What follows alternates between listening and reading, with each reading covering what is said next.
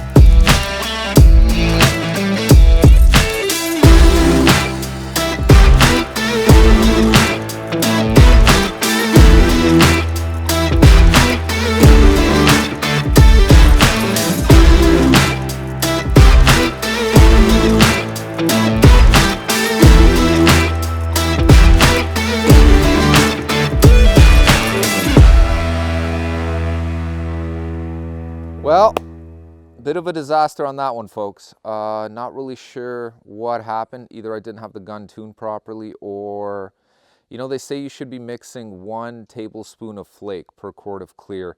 I'm not sure that's nearly enough based on this coverage. So I'm going to triple that on this next round, and we'll see what happens.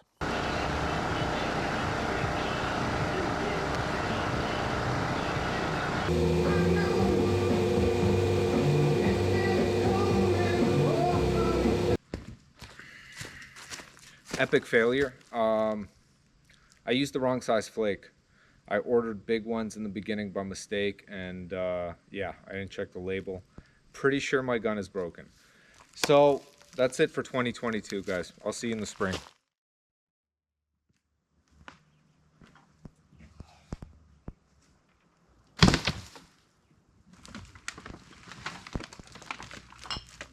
It's July 15th, 2023. I couldn't get up here until late May due to some ongoing projects in the city. And when I finally made it up here, I noticed that this shed wasn't the only thing that collapsed under the pressure. When I turned the water on my cabin, I had kind of a Niagara Falls thing happening. Several pipes had ruptured over the winter. So it took me a little while to get that all sorted, and now it's all done and I'm ready to get back into the boat. Before I do though, there is just one quick thing I wanted to talk about. I'm sure most of you have noticed that I don't know what the hell I'm doing. I've never built a boat before, then alone sprayed flake, or basically 90% of the stuff I've done. So needless to say, there was more mistakes than I can possibly count in that last segment. The good news is my gun is not broken. I cleaned it up over the winter. I did get it working again. And I'm ready to dive back into it. I did a little bit more research. I know where I went wrong for the most part, and I'm ready to give it another shot. So without wasting any more time, let's get into it.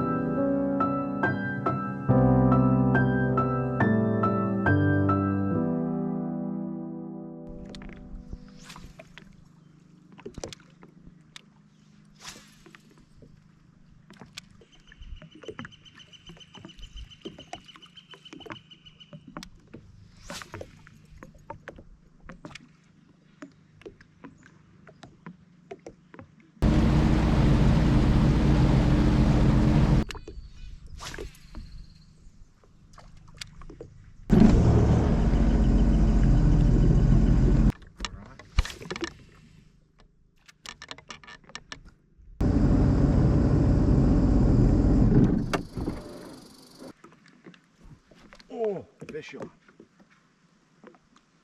Wow. Oh, got a little pike.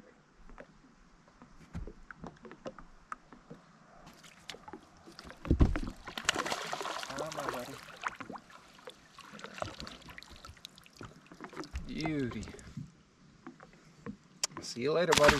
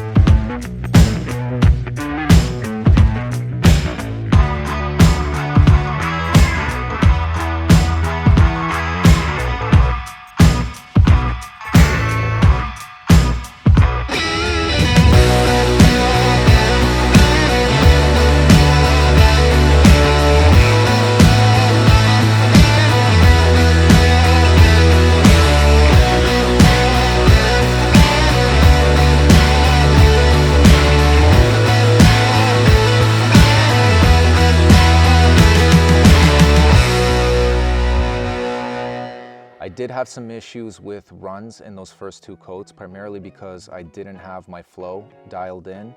And you know, I'm still applying a metal flake paint job in the middle of the woods in a crappy old shed. My lighting is not perfect.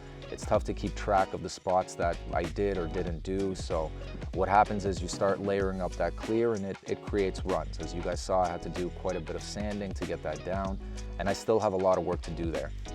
I also have an issue with the parts that are closest to the ground. This boat is so low to the ground that in order to ensure everything gets painted properly, I'd have to be on all fours and looking up, and it's not feasible. So what I'd like to do is apply a layer of clear, a couple of layers of clear to the bottom of the boat only. I'm gonna do it right up to these wings all around, excluding the transom. And I'm gonna leave that for a few days to cure. And then when I come back, I'm gonna flip the boat over and you know, I'll have a better angle to see that the sides are done correctly. And let's be real, those are gonna be the parts that are gonna be above water and visible. So I'm gonna do the final coats of clear in 2 steps. So that's the plan. Let's get to it.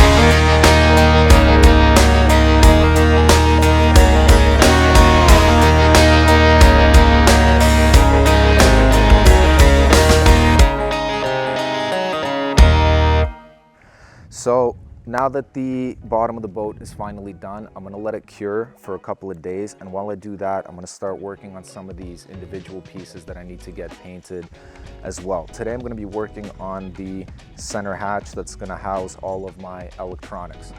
Now, originally when I was searching for a manufacturer to build me this hatch, I wanted one completed piece. Unfortunately, the sources that I found either had an extremely long turnaround time or were just way too expensive. So I found another manufacturer that specializes in custom aluminum pieces. So instead of ordering one completed hatch, I ordered 4 custom pieces that I'm gonna have to put together myself. But the benefit there was I got everything done to spec, and I saved a ton of money doing it that way. So what I got was this piece right here that's gonna act as the main house. I got 2 of these that are gonna go on either side, act as walls.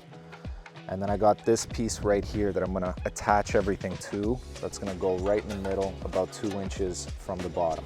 And then of course, the hatch lid is gonna be the final piece to close everything in. So what I'm gonna be doing today is drilling, cutting, and dry fitting all of the components that are going into this, like my switch panel, fuse box, circuit breaker, and battery switch. After that's all dry fitted, I can take it up top and start spraying it down.